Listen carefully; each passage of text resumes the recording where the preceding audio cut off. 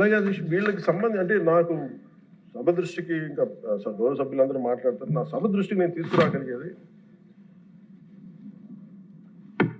ఇప్పటికీ కూడా వాళ్ళ సభ్యులు తక్కువ 11 మంది అయినప్పటికీ కూడా వాళ్ళు ఒక 1100 మంది ఉన్నట్టుగా వాళ్ళు మాట్లాడుతూ ఉంటారు. అంటే మనం ఎందుకనంటే వాళ్ళు చెప్పిన దాన్ని చాలా బలంగా నమ్ముతారు. మనం చేసే పనులు మనం చెప్పుకోలేం, మనం చేయడానికి సంకోచిస్తున్నాం ఏంటో తెలియదు. కానీ వాళ్ళు చూడండి, ఇందాక నేను చెప్పింది మీకు, when we are irresponsible, our NDA alliance is so responsible, reliable and reasonable government, while they are irrational, irresponsible and abusive group.